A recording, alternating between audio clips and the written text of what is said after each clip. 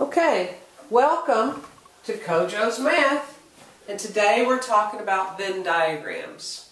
Well, you might want to stop the video at some point so you can write all this down, but I'm going to go over it. I can't talk today. Venn diagrams are used to show relationships between objects through shapes. And a lot of times you see Venn diagrams used whenever you have a survey. So you can see if anybody answered questions twice. You also use them for classifying information, like you'll do it a lot in science, and we'll do some work when we come to class to do our homework tomorrow, and you'll see some different kinds of ways to use Venn diagrams. But we're going to focus today on the use of Venn diagrams when you're using a survey. Well, you'll notice here is a Venn diagram, and there's a few things that you need to do. One, you must draw a rectangle so that you can enclose all your information that you're trying to organize into the Venn diagram. You'll notice that I have two circles. The circles are where you put your main information. So we'll say, and then they always overlap. Sometimes you have more than two circles, but we're only going to be focusing on two circles today. But they always show an overlap so that you can show what do they have in common. So there's going to be two different labels for this information that you have, depending on your survey. It must have a title, and the title will always go above the diagram. So anyone can look at your diagram and see exactly what you're talking about. If it's a survey, you must identify the number of people surveyed, and you'll put it at the bottom of the Venn diagram, the bottom of your rectangle. And it'll say the number of people surveyed. In here, this area and here, that's inside the inside the rectangle, other than these two pieces of information, this whole area is called the domain. And that's where you organize your information for your Venn diagram. So this whole area is called the domain. This area right here in the domain, if something doesn't fit into one of these two circles, then it is just written in what I call the spatial part of the domain, out in space. So if you need to stop the video right now so you can write this down for your notes, you want to do that. What we're going to do now is I do want you to copy down this word problem, and then we're going to work on it together. You might want to stop the video and do that, but I'm going to read it to you first. A survey of 42 students shows that 26 play soccer, 28 play basketball, and 5 did neither. How many did both?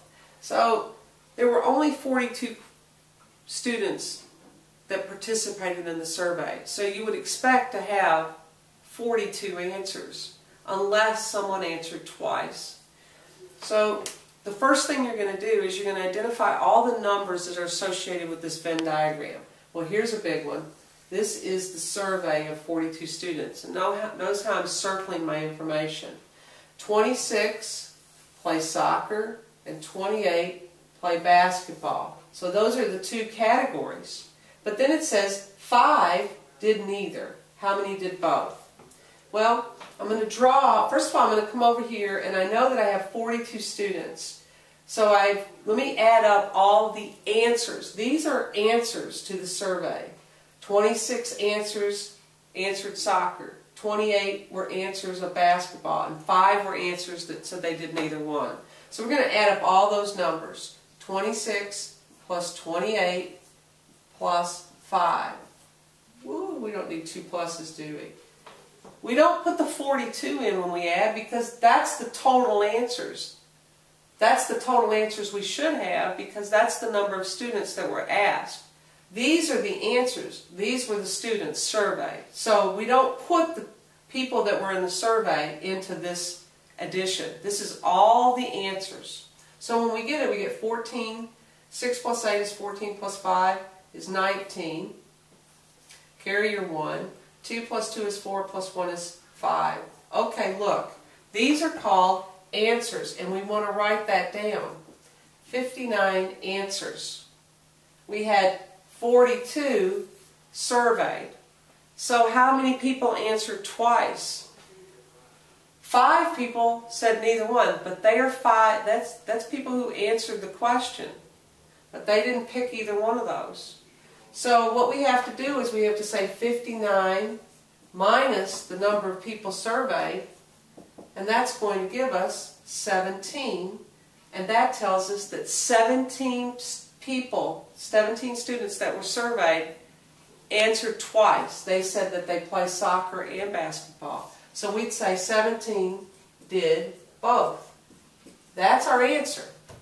That's the part that shares in the Venn diagram. So now we draw a Venn diagram. We draw a rectangle. We're going to put our title. Do you play soccer or basketball? We put that on the top of our title for our Venn diagram. Now we're going to draw 2 big circles. And we got to put down that we had 42 students, I know a little messy, surveyed. And this one we're going to call soccer. You could call it basketball. And this one we're going to call it basketball, and you can call this one soccer. It's what you decide. Well, how many people played soccer? 26. How many people played basketball? 28. How many did neither? 5. Remember the space? Neither.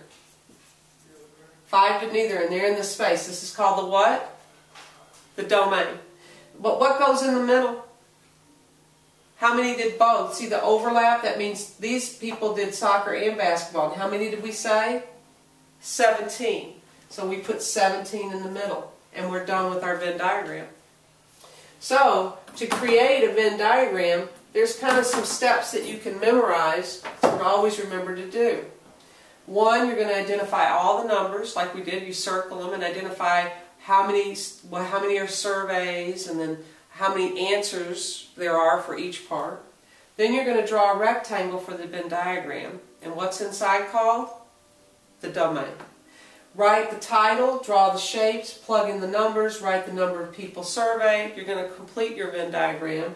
And then you want to make sure you do your math to find the answer and identify the answer how many did both. So that's going to get you there. So what I want you to do right now, I left that board over here. I want you to pause the video, write this problem down, and do this problem. Create this Venn diagram. I'll read it for you.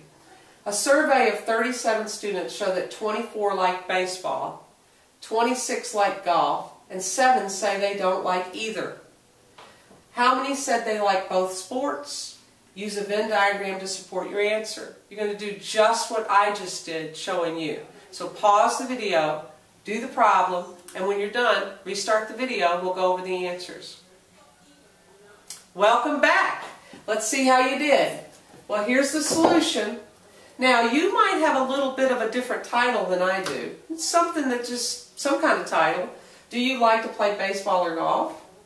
Notice here that I put my number of students that were surveyed, 37 students surveyed. Over here I have my math, that 24 baseball, 26 golf, 7 did neither. I added all those up because these are the total answers that I have for all the surveys. And I only had 37 people that I asked, but I had 57 answers. So I'm going to subtract to find out how many did both. So I have 20. So there's that's all my work right there for a Venn diagram for one problem. So what I want you to do right now is I want you to write down 2 things that you learned about Venn diagrams, and I want you to write down 1 question that you still have of what you still don't understand or something else you might want to know about Venn diagrams. I look forward to working with you tomorrow in class. Come fired up to talk about Venn diagrams. I'll see you tomorrow. Bye-bye.